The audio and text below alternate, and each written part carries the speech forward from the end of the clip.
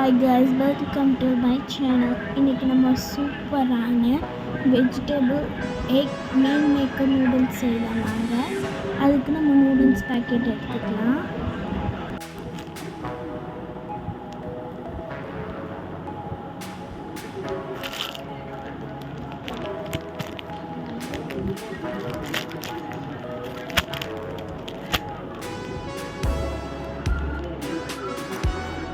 இப்போ நம்ம அடுப்பு ஆன் பண்ணி நம்ம தண்ணி வச்சுக்கலாம். தண்ணி வந்து கொஞ்சம் நல்லா கொதிச்சிட்ட பிறகு நம்ம எடுத்து வச்சுருக்க நூடுல்ஸ் ஆட் பண்ணிக்கலாம்.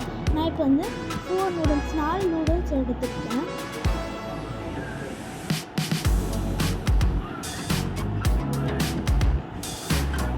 நூடுல்ஸையும் போட்டு தண்ணியில் முக்கிற அளவுக்கு தண்ணி வச்சுக்கணும். நூடுல்ஸ் முக்கிற அளவுக்கு தண்ணி வச்சுக்கினா போதும். அது எடுத்து வச்சா அது கொதிக்க அப்படியே அதே தண்ணியாக பிரிஞ்சிடும். அப்புறமேட்டு நம்ம 1 டீஸ்பூன் அளவுக்கு ஆயில் ஆட் பண்ணிக்கலாம். அப்போ தான் நம்மளுக்கு ஒட்டாமல் இருக்கும். இப்போ நம்ம வேகிறதுக்கு தண்ணியை வடித்து எடுத்துடலாம். அப்புறமேட்டு ஃபேன் காற்றில் நம்ம காய வச்சுக்கணும்.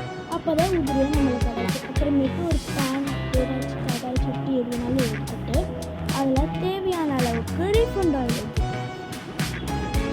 அப்புறமேட்டு மீதி நறுக்கி வச்ச வெங்காயம் ஆட் பண்ணிக்கலாம்.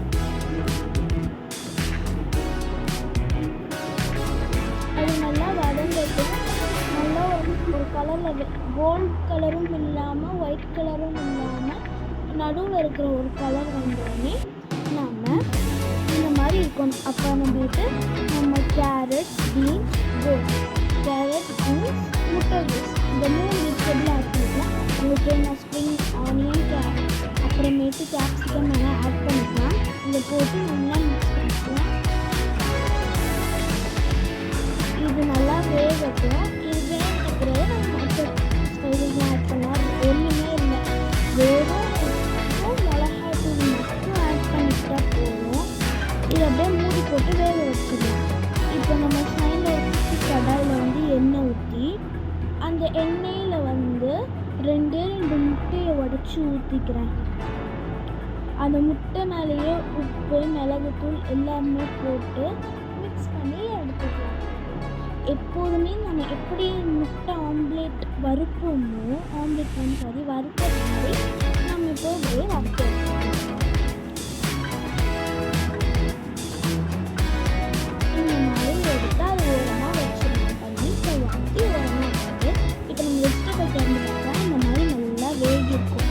அது ஒரு பெரிய மிக்ஸ் பண்ணிவிட்டு சாஸ் அதெல்லாம் ஆட் பண்ணிக்கணும். அப்புறமேட்டு நான் 2 டீஸ்பூன் அளவுக்கு 2 டீஸ்பூன் அளவுக்கு மிளகாய்த்தூள் ஆட் பண்ணிக்கிறேன். அண்ட் பெப்பரும் ஆட் பண்ணிக்கலாம். இதை மிக்ஸ் பண்ணிவிட்டு தேவையான அளவுக்கு நீங்கள் சாஸ் ஆட் பண்ணுறேன்னா சாஸும் ஆட் பண்ணிக்கலாம். நீங்கள்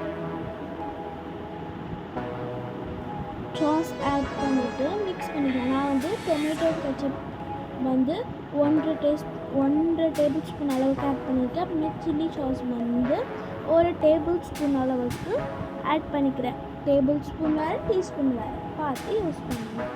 மிக்ஸ் பண்ணி நல்லா ஆரஞ்சு கலர் வரட்டும். உங்களுக்கு வேணும்னா வந்து இந்த மாதிரி ஃப்ரைட் ரைஸ் மசாலா ஆட் பண்ணிக்கோங்க. நான் இப்போ அதை ஆடே பண்ணல.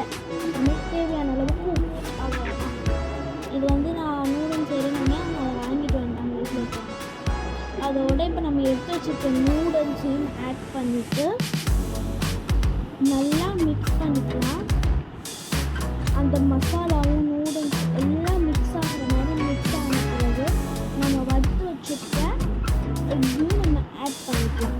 அந்த எக்கும் ஆட் பண்ணிட்ட பிறகு நான் வந்து மீல் மேக்கர் வந்து பொரிச்சிருக்கேன். கொஞ்சம் மசாலாலாம் போட்டு அதையும் நான் ஆட் பண்ணிக்கிறேன்.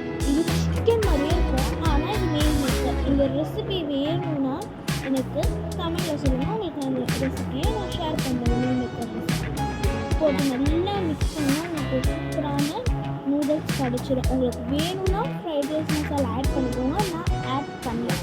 அதுக்கே நல்ல கலரில் வந்துடுச்சு.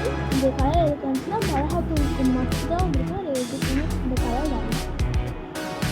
எந்த ஃபுட் கலரும் ஆட் பண்ணல, எந்த அக்ரிமெண்ட்டும் யூஸ் பண்ணாமல் நம்ம சூப்பரான நூடுல்ஸ் ரெடி. இது செம்ம டேஸ்ட்டாக இருந்துச்சு. இது நம்ம வீடியோவை லைக் பண்ணி ஷேர் பண்ணி சப்ஸ்கிரைப்